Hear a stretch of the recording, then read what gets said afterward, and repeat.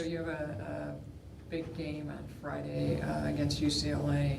A lot's changed since the last time you played them.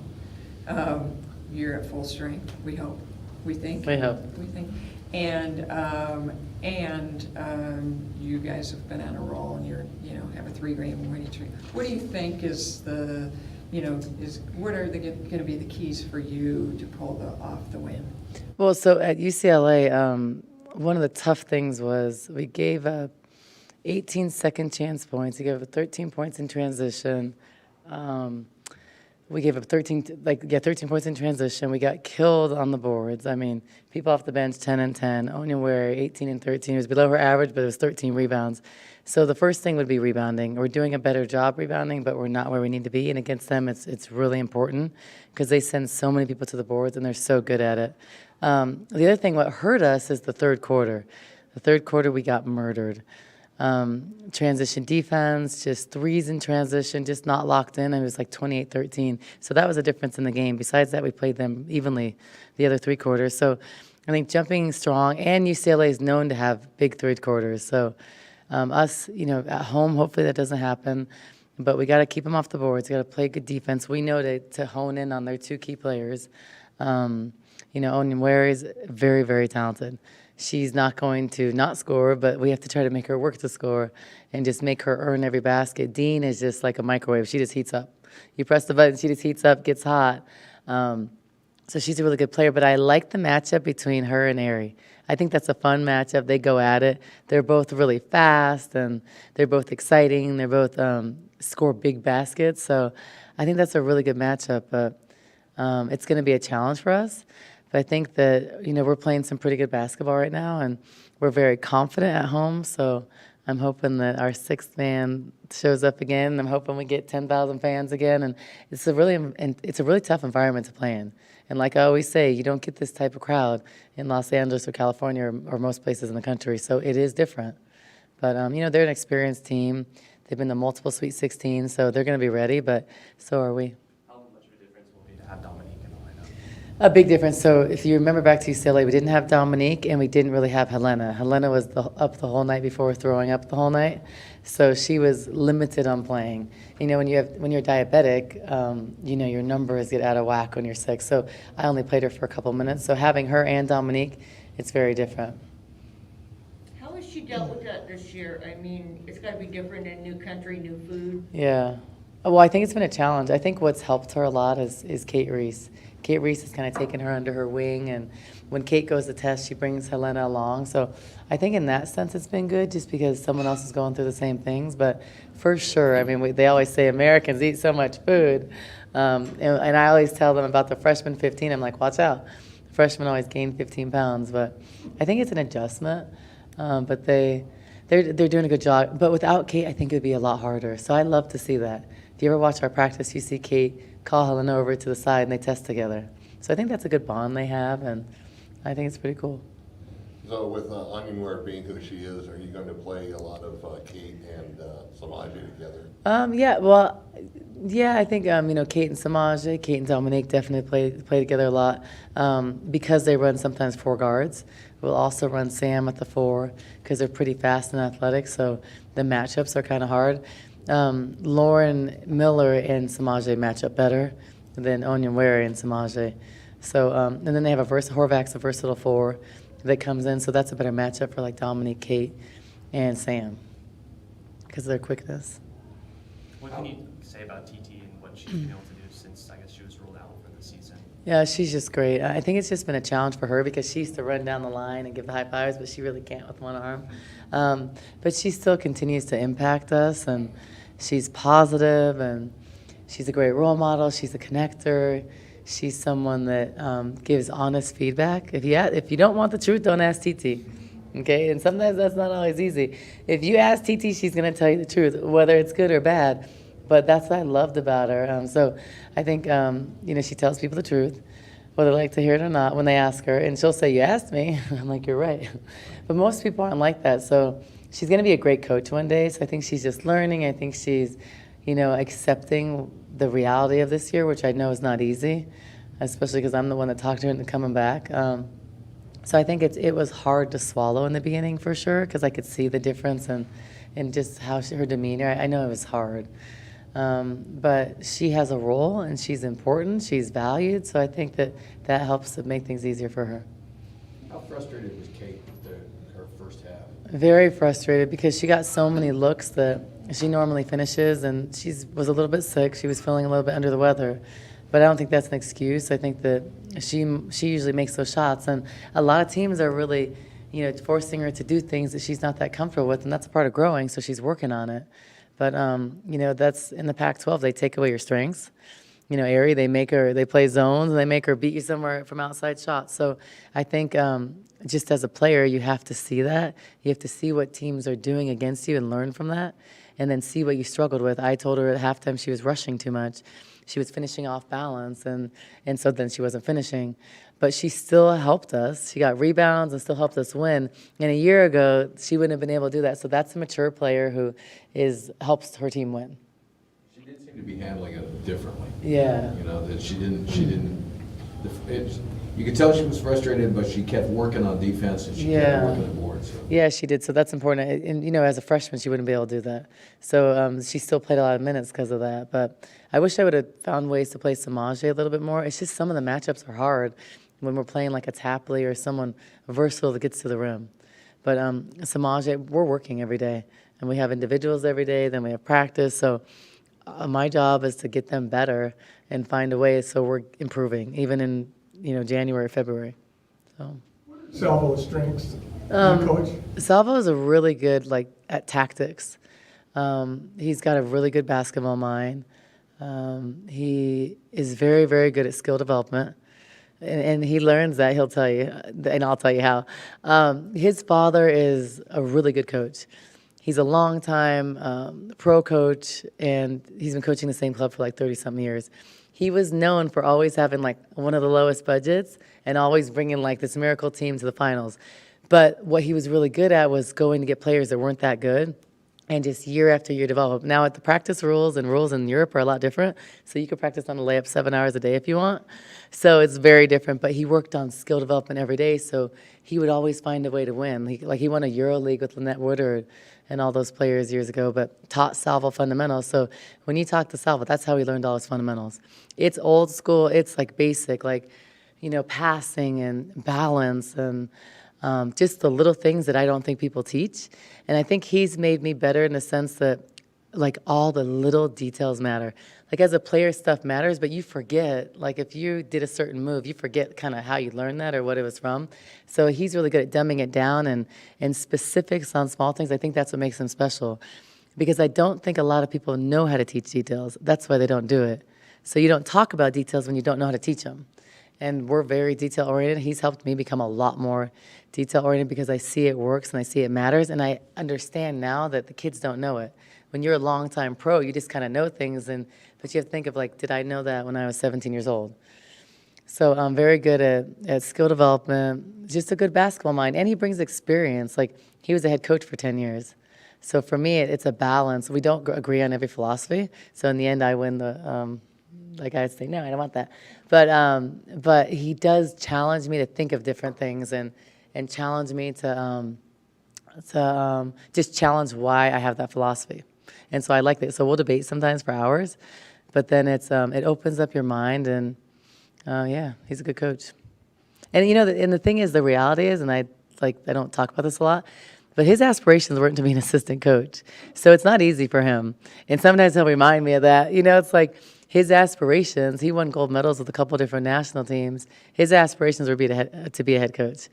And he will not be a head coach when he's coaching with me. So that's, and he's fine, but that's also something, he can't, because we're married, he can't go after his dreams because I'm going to be the head coach and I'm not going to be his assistant. So he has no choice. And what's funny in America? This is what I find interesting. So if you look across the country, how many wives are assistant coaches? I don't know of one. Right? Are there any top, and not a Division III, a top school or a Division I school? I don't know of one, but it's funny. If you look in our conference, you look across the country, there's always, or a lot of times, a woman that's a head coach, and her husband is assistant. But it's never the other way. And I get that because usually the woman ends up quitting her job and stuff. But it's just interesting. I never thought about that till I thought about our league. I was like, wow, like you're never the assistant coach for your husband.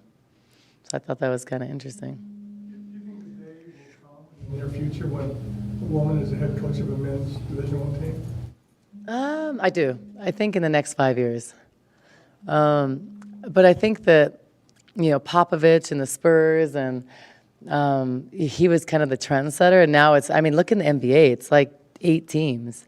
But I think that it's just an attractive thing to do right now and giving a lot of opportunities. But I think in the next 5 years, just because there's so many in the NBA, if there was like one in the NBA, I'd say, it'd probably take 10 more years.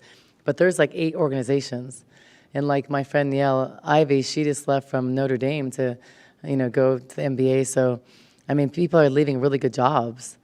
And I don't know if I would want to do that, but I prefer to coach women. I think guys don't listen at all. Like, they just do what the heck they want. They want to play one-on-one all the time. So I would much prefer women. Guys would be hard. But I think that's part of the attractiveness of the women's game right now, is that you do have teams and we get to see the same players for 4 years. So you really get to develop a relationship and watch them grow.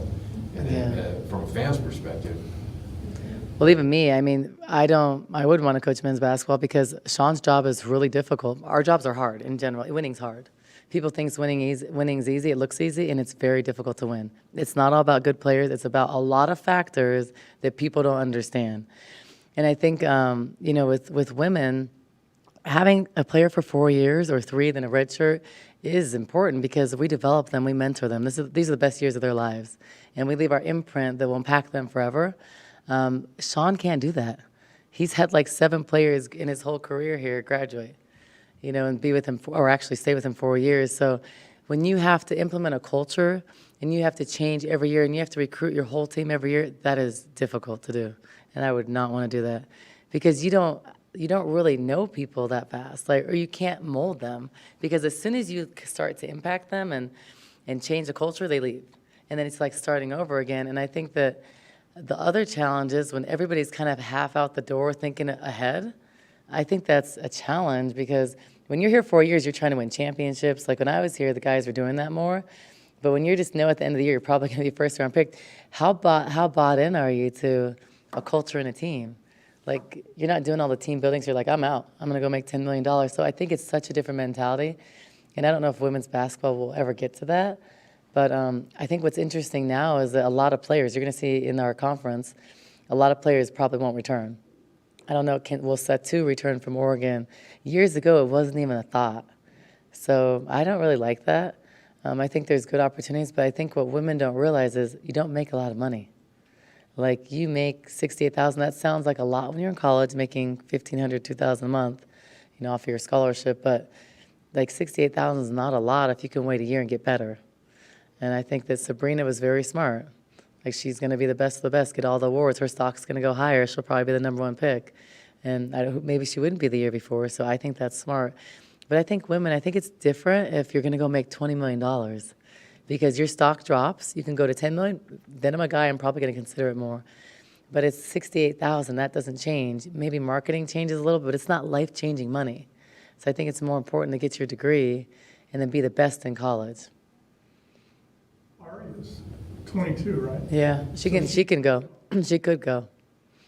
Don't know if she will, but I'm sure she's thought about it. Because, a lot of kids don't love school. There's only a couple on our team that love school. The other ones are okay, tolerate it or do well, but, you don't really love college. I think you love the experiences, you love the friendships, but I think it's more attractive now because the new collective bargaining agreement, now you get $68,000. There's different, there's different marketing agreements and stuff, but yeah, she could leave. That's why Satu has another year she could leave. So that Kennedy Carter from Texas A&M, there's a lot of good players that could leave. So I'm just curious to see if they will. If I was those players, I wouldn't. Because if you can, and I always tell Ari all the time, it's like, if you're going to go this year and be a 7, 8, 9, 10 pick, you're a really good player. Why? Like, think of all the guards in the Pac-12. I tell her next year, you're by far the best guard. And you're one of the best guards in the country. And you could be a top 3 pick. So you will make a lot more money. And it's not selfish for me because we're still going to be a good team. Like, I love Aerie. There's not a lot of Aries. But it's more for her because you can have another year to develop. And then your stock, I wouldn't want to go 10th if I can go first or second. And I think she would be one of the best guards in the country. I think her stock would rise. We're going to be a better team. We're not going to be a top 16. I think we have a chance to go Elite 8 or further next year when we add some, when we add some pieces. So I think that Sabrina was smart to do what she did. I think Aerie it would be a smart move to come back. People don't realize how hard it is in the pros. I know because I've been there. It's hard. I mean, Kelsey Plum was the #1 pick. I mean, shooting over 45% from the three, extremely efficient, the nation's leading scorer, the NCAA leading scorer, and she struggled for a couple years. And she is someone who works like no one I've ever seen in my career. So she's not even a fair example. And it took her a couple years. So I don't think you realize how hard it is. I mean, you're competing with 30-year-old women with children that it's like their livelihood. So it is another level of competition, and it's not easy. How many more players are you looking to add to your recruiting class in terms of whether it's a high school recruit or a transfer? Or For next year? Yeah. So for 2020, we already have 2 players signed. We have a third one committed. And then I could add one more, a transfer possibly. I'm not sure yet. And then we could go and we could get a 5th year if we want to. Right now, with the way the women's basketball is, I'm very attracted to 5th years, just to add a piece of what you don't have. So I would go after 5th year. The problem is it's slim pickings, and we're all going after 5th years. Because if you look at Louisville, Baylor, that's what's helped them win. You take a 5th year, every couple of years, it just helps you win and gives you another guard or a post or wherever you're deficient in, and you win. So probably could be 2 more. I think it's always like your roster changes so much. I mean, last year I remember at the beginning of the year I was like, oh, we have too many post players. Well, two people left at Christmas, and so things change so fast. And so I think that now because of that, recruiting's changed. I mean, our roster will change. I don't think it will now, but I know the way it's going. It's like someone will be unhappy because when you play 5 people and always the 6th, 7th, and 8th don't play the minutes they want, there's always 10 unhappy people. And so ideally for me, I don't really want 15 because 15 is very hard to manage. It's good for practice and numbers, but it's hard to manage. I think the number for me would be like 12. But then it's like, then you risk when you have injuries, you don't have enough to play 5-on-5. But I think 12 and then a walk-on like Lindsay, that brings like, great energy and like culture, and I think that's better, and it doesn't care about playing time. I think that's better. Otherwise, it's difficult to manage. How valuable is Titi to your culture? Extremely valuable in every way. She is like the mama on the team. She gives honest feedback, like I said. The freshmen don't really understand it because I didn't play with her, but she is a dog on the court. She's tough, she's fierce, she's not afraid, she's got grit and stuff you can't teach. I wish we had more TTs. It's not about the skill, it's about her heart, and like we would have been so much better this year with her. You can look in her eyes and she doesn't care. You could tell her to go guard Kobe and she'd be like, okay. Everybody else would be like, I'm not guarding Kobe, you guard Kobe. It's like, it's just mental, not to use Kobe, but like just anyone. If I could say go guard Diana Taurasi, they would look around like, are you talking to me? She'd be like, okay. It's just, and you can't teach that. And those are the kids I want to recruit, and that's what I expect. And how has she impacted the freshmen who haven't played with her, just being around the team and being on the sideline, always being there and cheering on it? She's helped a lot. I think the difference is they didn't have a previous relationship, and she's been going through injuries. So I think that's a little hard. They don't see the real Titi because she hasn't been around as much, just because, at the first rehabbing other places, we were trying to do everything to get her shoulder right, and then being out a couple weeks, not traveling because of surgery. So they haven't probably connected as much, but they still have. They're still getting help from her, but I think they're not seeing the real Titi because of just the situation. She's limited. If she wasn't in a sling now, she'd be passing and she would be more involved. But during warm-up, she's down there talking to them. She's cheering. She has a couple of tough assignments on the team. A couple of people get frustrated really fast. So her job is to go talk to them before they run, for bad body language or something. So she kind of goes, hey, correct your face, fix your face, to a couple players. So she just helps them that way. And that little stuff's important because you don't want to do it as a coach all the time.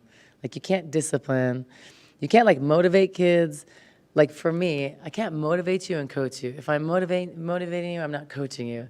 And it's hard for me to do that, to coach you, discipline you, and wear all those hats. It's not easy. So it helps when you have a player like that can kind of keep things, like in perspective for players and be honest.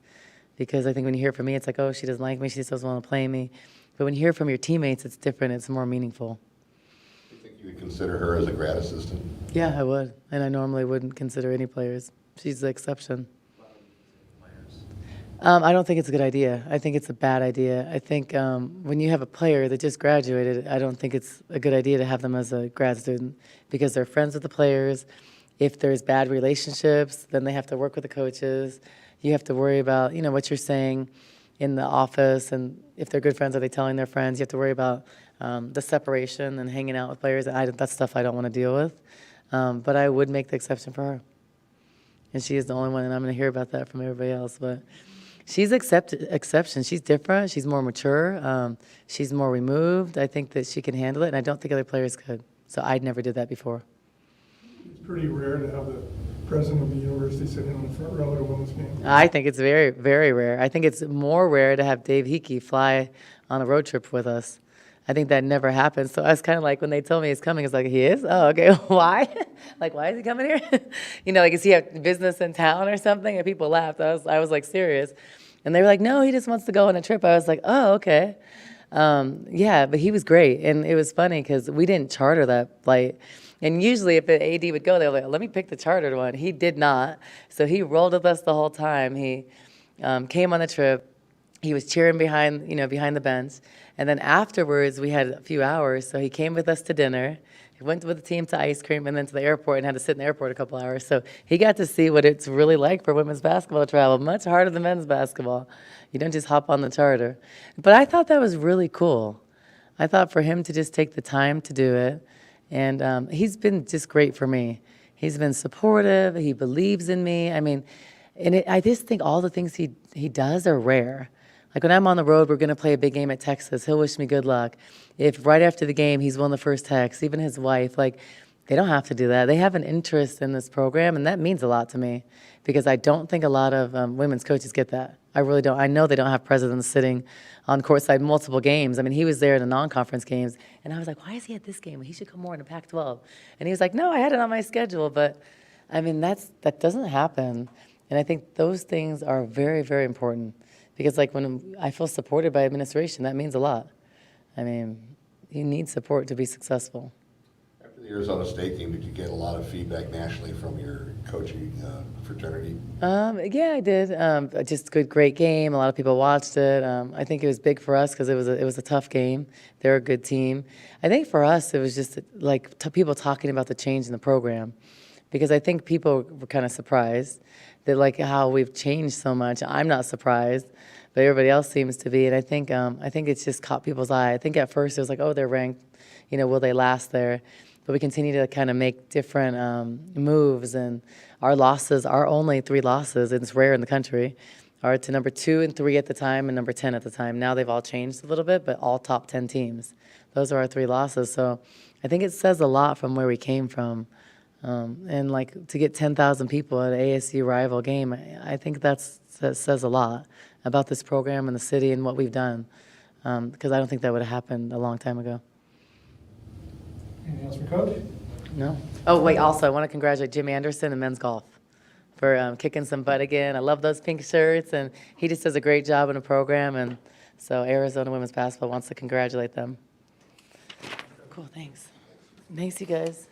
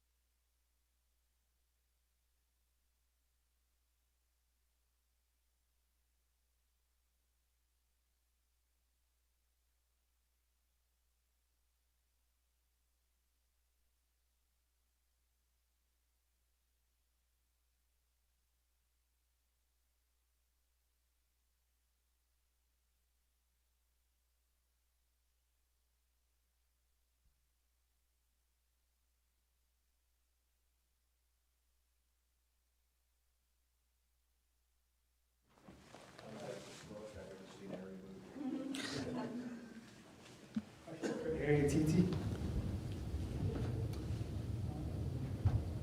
So Ari, what do you just kind of see as the significance of this game, another top 10 team coming to McHale? This game means a lot, honestly. Definitely payback from early January, and we owe them one from last year as well. So this game means a lot for all the marbles. What do you see as the keys to winning as opposed to last time? Rebounding and definitely coming out better, coming out more aggressive, and just locked in for 40 minutes offensively and defensively. How do you think Dominique's impact on like Onion Ware is going to be since you have her this game you didn't have her last game? It's going to be huge. Dominique plays great defense, and so I think that Dominique's going to be a key to our victory. And what is it that you think Titi brings to the culture, especially now? T has always been like the mother of our team. She makes sure everyone is okay, they're doing well. She does like little weekly checkups with people, and she's just very mature out of all the bunch. And she's very intelligent. She knows her X's and O's. She knows her basketball game. She's a really good person, and just it sucks not having her on the floor, but she's definitely been helpful off the court. Been just helping the team, just telling people what they can do better. She definitely keeps us in check from the sideline. So. And when you two came in together as part of the transfer class. So when Titi has to have surgery and she can't play the rest of the season, what does that mean to you? Like, how did you react? I was devastated, definitely. I kind of shedded a couple tears because knowing I couldn't play with T for her last year, it sucked. And like how she came back and such how she got to battle with this, it just sucks. So I was definitely sad, and I'm pretty sure the whole team was. Titi, how are you putting a positive spin on this year knowing that you can't play? Because I'm still here. Like, I can't play, but I'm still on the team. I got breath in my body. I got breath in my lungs. I'm still in a place where these are my friends. These are my sisters. I get to be with them every day. So, I feel like I can't dwell on it. Like, I wouldn't be able to get up every day and put a smile on my face if I was dwelling on all the, bad things that happen in my life. Like, it's a speed bump in a road, and you just got to get through it. So. What was your journey like? I know that, you went through a lot of rehab before you made the decision to have surgery. Walk us through that. What was that like? A process, just like anything else. I tried everything before. I was just like, I know my body, and this isn't something that I'm going to be able to, put off for any more time. But it was a process, and trust me, I tried to do everything to not have another surgery, but, it was what it was. And what is the injury? Torn labrum. And now, like, what do you see your role as? Like Ari said, I talked to him a bunch. When this girl's going crazy on the court, I talk to her. I'm always in her ear, shedding some knowledge of what I see from a different perspective from what she may not see on the court. She's a big part of our team. She's one of our leaders. She's a captain. So we always kind of feed off each other. That's how we were last year. And although I'm not playing, I can still do that from the bench. So I'm talking to her all the time. I'm talking to my, the rest of the team. Just sharing the knowledge that I've learned these 5 years and, trying to put that back into them since we have, a lot of younger classmen and we got some new people. Titi, when you're watching the game, when you're watching practice, where does your eye go first? Like, what do you look at? What do you see first? What's the first thing that you kind of look for in the practice? Our energy. I feel like you can tell what kind of day it's going to be by, like, the first drill. And if it's not going how it should be, I'll usually get up. I'll usually say something, call a timeout, do something because, we don't like running. And, sometimes when practice not going good, we got to run. So I I feel like it's the energy, and if the energy is in the right place, I feel like everybody feeds off of it. I feel like those are the days that we have our best practices, when everybody's, feeling good, looking good, you put that energy into practice. When you were watching that first half of the game the other night, when nothing's falling, I mean, your shooting was nothing seemed to be, like, point blank shots were not going in. Mm-hmm. What was going through your head as you're watching? Are you seeing anything that can help? I mean, because the energy's there, everybody's hustling, and they're playing great defense, but shooting 24%. Honestly, I didn't say much because there was never a doubt in my mind that we were going to lose. So I just, sometimes you just got to let it run its course. And then there'll be a moment where you just know, like, that's when we have it. And then that moment for me was when we finally got the lead in the third quarter. And I was like, oh, this is our game. I never had a doubt that we were going to lose, though. Horse shot right before half. That was nice, but we were still down 3. Yeah. I was like, what is this? But, hey, I'll take it, okay? I'll take it. Do you hope to go into coaching? Yeah, that's my goal. I got accepted into the So You Want to Be a Coach program, so I'm looking forward to that and hopefully, making some connections, talking to people. And how has your vision changed now that you're that you're watching and you're doing this, as opposed to before? Did you still see the same thing, or now are you seeing different things? I guess I would say I'm a little bit more critical because I'm not out there. And I have people I can be critical with, and they won't take it personal. It's like this girl right here, she'll come in at halftime and ask me, like, do you think I'm rushing, or what do you see, or just picking my brains about stuff. And I think that makes her better, being able to receive that kind of feedback and, critiques and, make those small changes to make her better. But I feel like, wanting to be a coach, I have to, look at certain things. And I think this year, definitely gives me that time to, kind of get some stuff under my belt because, I'm not able to play. But I can also see things from a player and a future coach perspective. How do you deal with the freshmen, since they didn't see you play last year? I'm not sure what you mean. How do you guide them when, they don't know who you were as a player because they were last year? I just talk to them. I feel like by now they kind of know me. They know, what kind of person I am. And I just, like I said earlier, I just try to, give them the knowledge that I have. Me and Tara have this thing that I told her there's, certain things that you should know in like a tight end of the game situation, time and possession. If there's a tie-up, who has the possession? Do we have any timeouts? What's the shot clock? Things like that. And so I kind of quizzed her the last game, and she was like, I was like, come on, Tara, we talked about this. But, just little things like that, making sure, they stay on top of things when, people aren't here anymore. With your coaches program that you guys accepted into, have you talked with Destiny from last year because she was in the same program? I have not, because I don't believe she was able to go. We were in the NIT tournament. Coach D was talking about your matchup with Caprice Dean coming up. What do you kind of make of that, and I guess why do you not like her that much? You say that again? What do you kind of just make of that matchup? I know on the radio show the other day you talked about you don't really like going against her.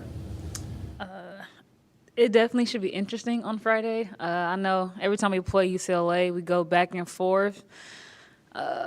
Just when I play against her, I kind of have a little extra boost or motor going. It's definitely a battle. She's a good player. We're both competitive. We both want to will our teams to victories, but it's definitely going to be interesting and a good matchup to watch. Are you guys kind of similar players? No. Nah. She's quick. Now I'll give her to her. She's quick. She has a good shot, but I just think we just have totally two different roles and different playing styles. Harry, what do you think is TT's influence on your defense this year? A big T's have a big role to our defense. We this year with the addition of Mari, it kind of helps more of having a tenacious backcourt that can really lock up, and I feel like it's kind of we didn't miss a beat. Now it's T out because we have Amari, like I said, to add. So we still have tenacious defenders. So I think T plays a big part in that. 'Cause she talks like, they can't dribble. Like, you need to get on them, like, take the ball from them. So she talked to us on the sideline or in timeouts, like, you need to rip her. She can't dribble. Like, she can't handle the pressure at all. So I think she has a big influence on that. Any other questions?